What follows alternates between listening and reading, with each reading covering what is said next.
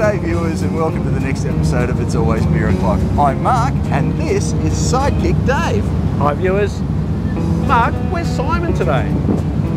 Dave, Simon's on a research visit down to the south coast. Okay, well where are we going today? Dave, we're going on a journey. Well, what's our destination? Too many questions, Sidekick Dave. But I will let you know that our final destination has something to do with a body of water. So sit back and enjoy the journey.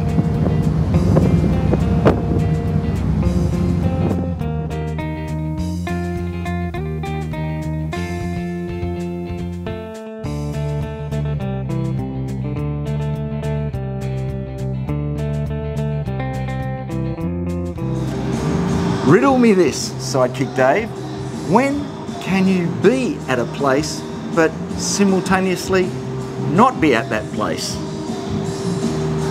I don't know, Mark. When can you be at a place but also not be at that place? Sidekick Dave, when you're at Broken Bay. Well, let's dive into the bay and see what it's all about. Let's go.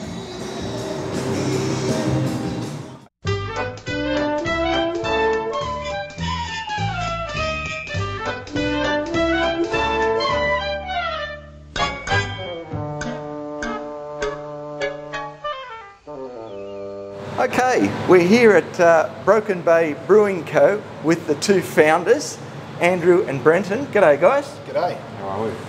Very well indeed, thanks, good to be here. Now, first question before I go any further. Broken Bay is 25 kilometres north of where we are at the moment in Brookvale. Tell me the story.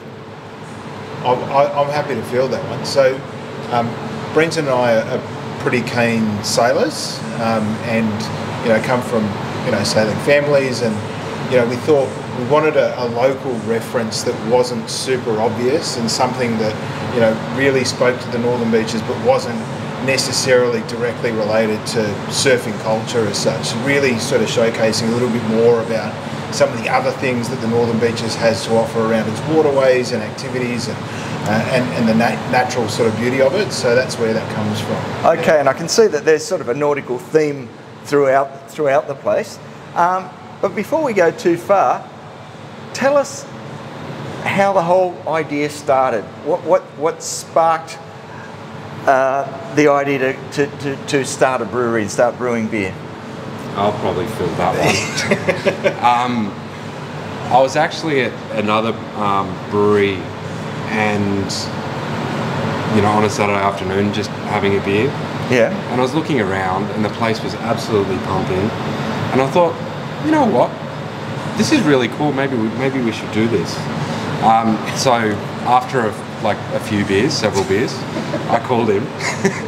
And Q call Andrew's on holiday, get random phone call from Brenton. Yeah. I just rang him up. I'm like, hey, we should start a brewery. That was it. How hard can it be, right? Yeah. And I'm like, I reckon it's and then he just responds to like, that's a great idea. Yeah. And then on Monday it started. Okay. Now, how long ago was that? It was almost 2 years ago. Yeah. Somewhere between 2 years and 18 months. Okay. And the location where we are on Harbord Road, were you looking to be sort of in this vicinity? We were actually desperately searching for anywhere we possibly could, and at the time, commercial property on the northern beaches was as rare as rocking horse shit, basically, and we were in a situation where we had a little factory up the road, where we had a little bit of equipment, we were sort of playing around with it. It was our sort of little man cave. We were brewing small batches of beer, and we'd walk 65 times a day to the coffee shop down the road. And the moment that the for lease signs went up on this building, we knew straight away that this was where it needed to be. Okay, and what was this building before? It was the last use it was a gym, right? And I think before that it was historically it's like a motor wrecking yard, so it was kind of like a spare parts. It's been an interesting with the neighbours that have been here for a long time. They walked in and just said they could not believe, they're like, we cannot believe the difference in the place since it was a motor wrecking yard and now Yeah, I'm sure it does look quite different. So tell me, what are your respective roles in the business? Is one of you the brewer and one of you the back office guy, or how does it work? At the moment, I'm basically brewing the beer. I've got like a pretty process-driven brain, so that works quite well with brewing beer.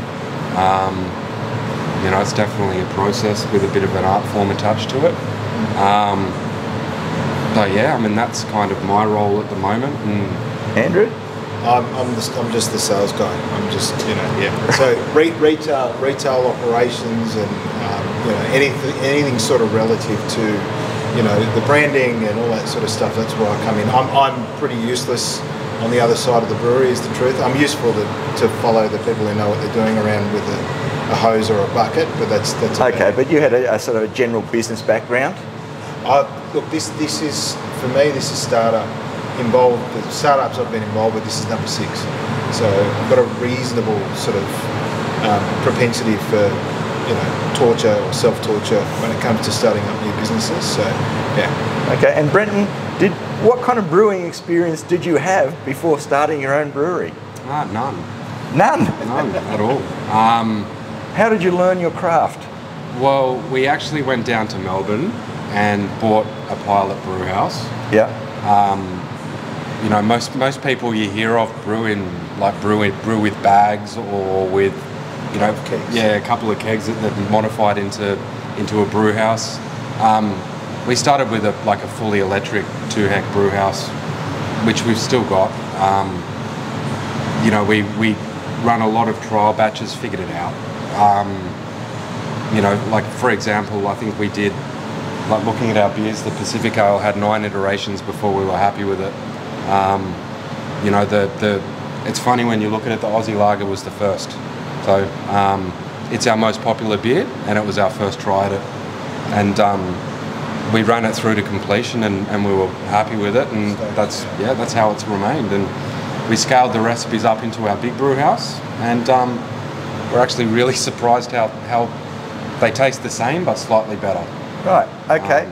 So I understand your brew equipment comes from Italy, is that right? It does, yeah.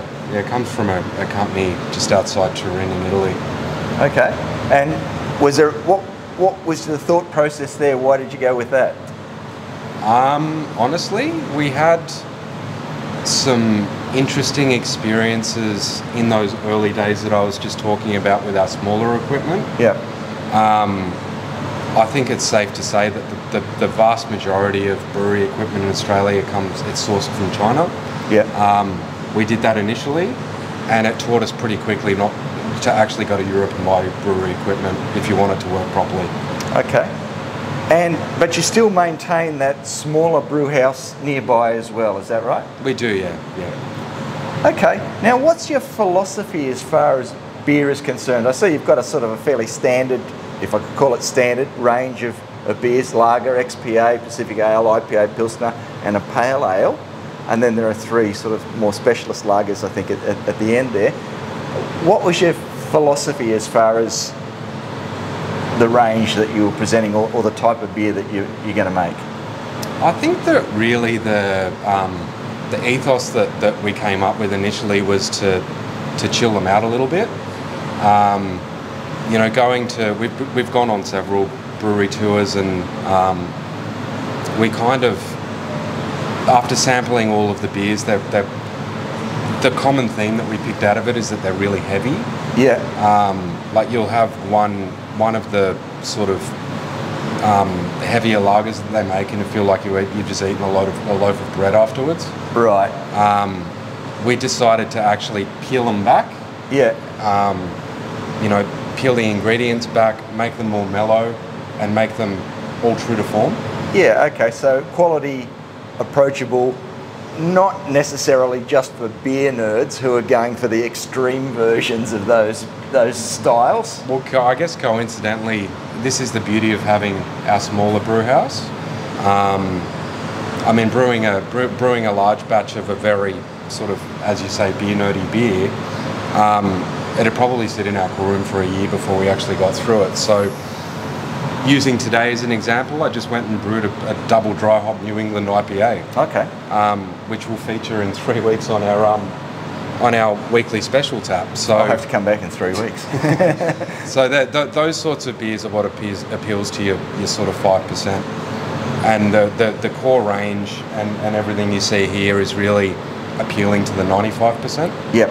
And it's really interesting. A lot of the people we've had in will walk up to the bar and you know they're not craft beer people, and there's a new place and they're going to check it out, and you're like, what do you normally drink? And they're like, I don't know.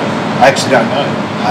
Which has been really nice. And some of the things that we thought were going to be, perhaps not so popular, like the IPA, we've got a beautiful sort of base in that IPA, which is really, as you sort of described, approachable, right?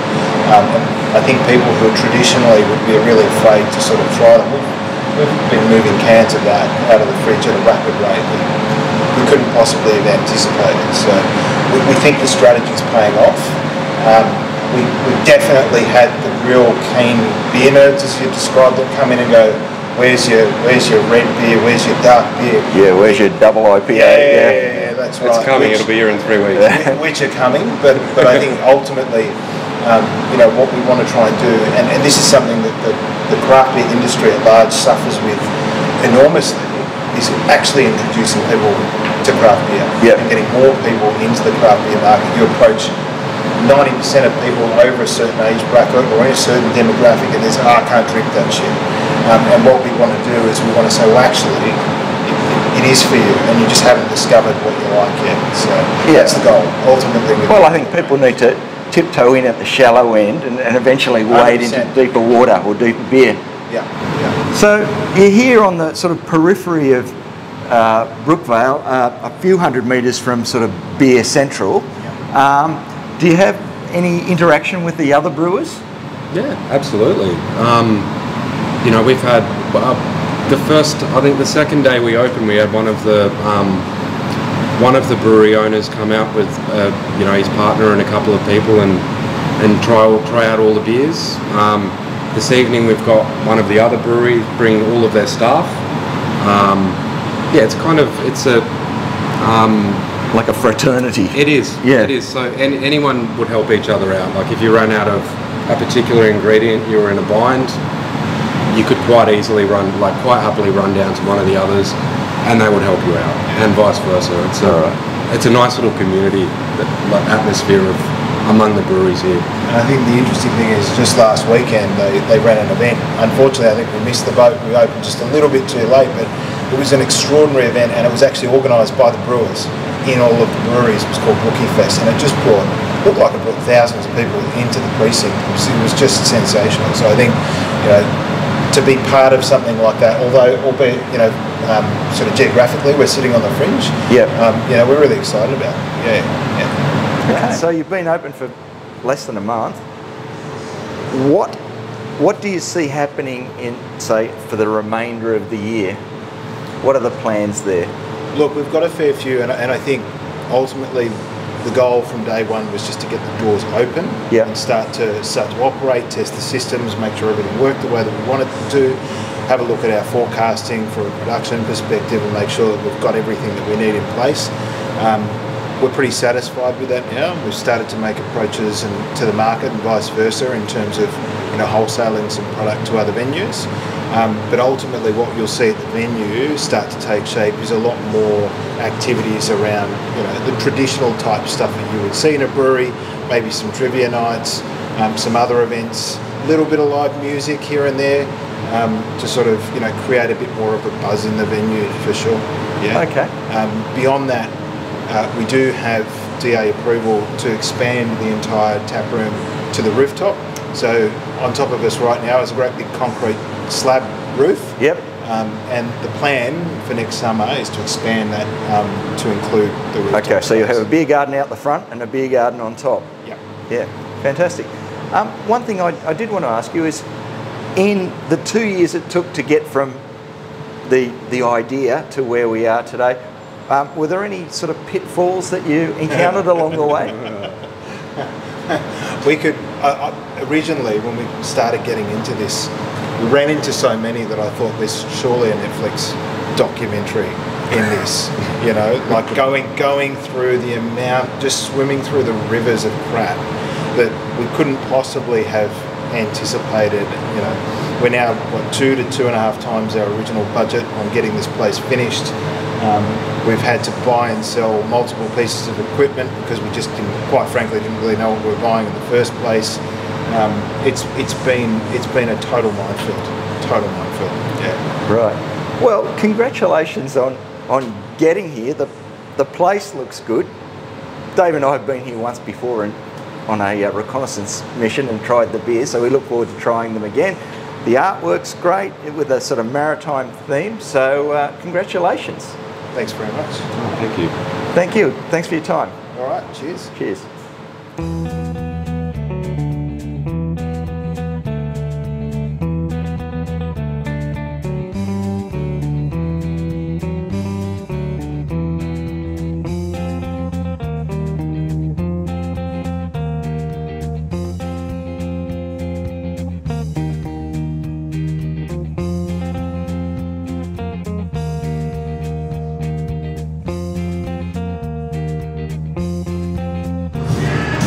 Okay, Sidekick Dave, time to try some beer. What have you got us on our first tasting paddle? Well, the first tasting paddle, Mark, we're going for the lagers. So it's left to right, we've got the same. We're starting off with a Japanese lager, moving to the Aussie lager, a Pilsner, of course, Pilsner counts as a lager. Yeah, bottom fermented, yep. There we go. And then the Helles lager. Okay, so we'll start with the Japanese one. And I must say, cheers. Cheers. Check out the colour. Kanpai. Kanpai. Yeah.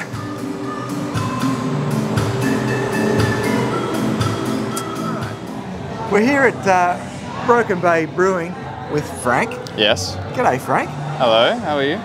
I'm very well indeed, thanks, mate. How are you? I'm alright, yeah. Have you been to Broken Bay Brewing before? No, first time. Yeah. You're a local? Yes, very local. Okay. And what are you drinking? I'm drinking the IPA. Do you normally drink IPAs? Yes, quite often. Okay. And how does this measure up to your IPA sort of standard? Pretty good. Yeah. All right, excellent. Yeah. Well, thanks for talking to No us, worries. Frank. So we're here at Broken Bay with Claire. Claire, yes. Claire, have you been here before? Is that a pickup line? Do you come here often? No, I've never ever been here before. They've only been open 3 weeks, haven't they? That's right. So Yeah. what inspired you to come here today? I live over there Oh, okay. Well, it's rather handy. and I really like alcohol. Okay. No, me too. And you've got a very large beer glass there. What are you drinking? It's called a pint from England. Oh, right. But the beer isn't from England. No, it's, what is it? Which one is it? Hell's Lager. Oh, Helles lager? Yes. Like a German style lager? Yes. Okay. And you've only had a little bit, but what do you think of it? I think it's really, really good. Am I supposed to rate it? I don't know. It's very smooth. It's got lots of bubbles. It's sort of brownish. Okay. Well. Lovely glass. All right. And is that your first beer, or have you had one before this? Definitely had one before. And was that the same or a different one? Oh, not today. Yes, yes, I've had the one. There's some second one today Of the same kind? of the same kind. Yes. Okay, so you obviously like it. Yes, it's very, very nice. Yes. And what do you think of the place, the decor, etc.? I think it's just fantastic that these breweries are opening up, and they'll probably expand and do different things. But at the moment, it's great. Music's good. I like to see graffiti on the walls. All right, Claire, well, thank you very much for talking to us. And You're please more than enjoy welcome. the rest of your evening. Thank you. You too. Thank you. Sidekick Dave, it has come time for the second semi-final. I had hoped that we were going to try the range of ales. However, the Pacific Ale is unavailable today. They've run out, must be good. So we've replaced that with the Mexican lager. But other than that, we have the Pale Ale, the XPA and the IPA. Well, I'm looking forward to it, Mark, and I don't think it's such a bad thing that we can get to taste the Mexican now. Yeah. Cheers. Cheers. All right, we're here at Broken Bay Brewery with Joe. Hello, Joe. Hello. How are you? Good, thanks. Have you been here before? I have not. This is the first time. First time, and therefore, what are you trying? I went with the Aussie Lager. Aussie Lager, and what's your assessment of the Aussie Lager? It is a lovely drink. Okay. It is an easy drink. I'm not a massive beer aficionado, but it goes down well.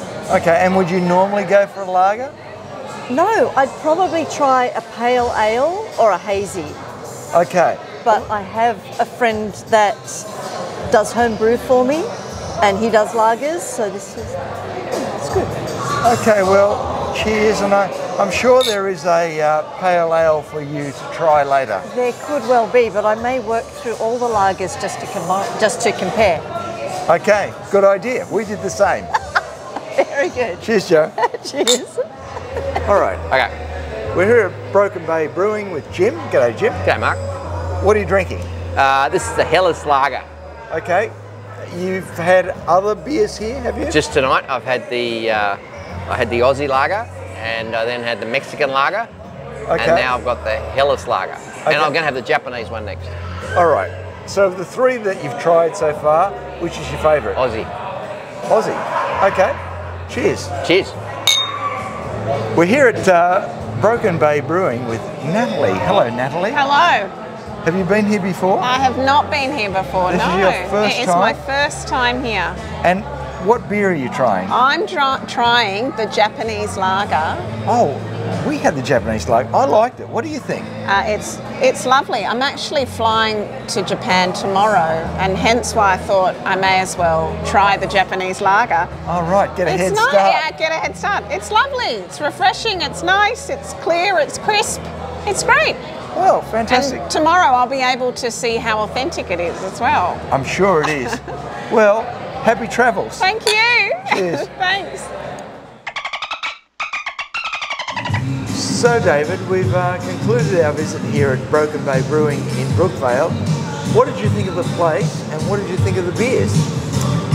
I think the place, what they've done is really good. They've got the brewery aspect with the tanks that are in the back of the brewery, and the front of house is very light. I think they've done an excellent job. It's very, I suppose, welcoming, very family friendly. The beers themselves, a great selection of lagers and also ales. It was quite funny when we did our tastings.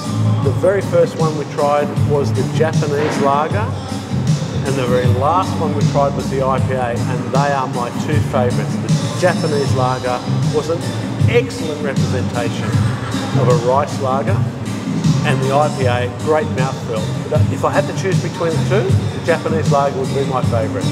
How about yourself, Mark? David, as surprising as this might be, I agree with you.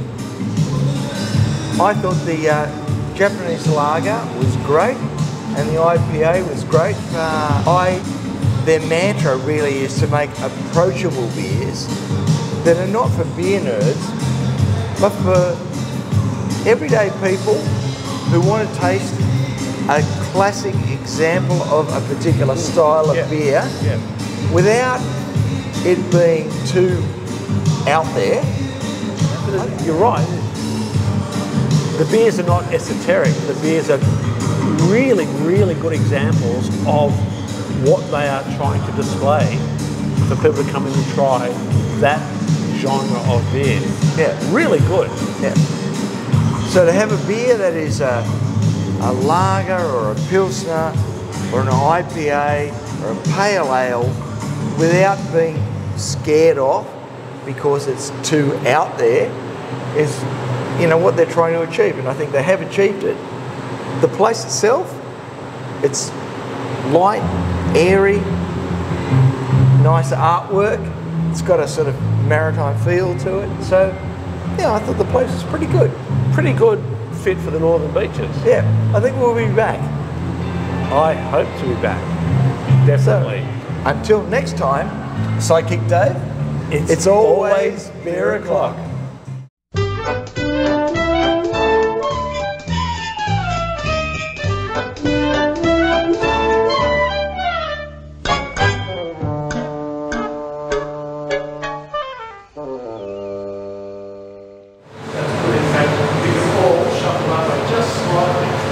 like that. Professional.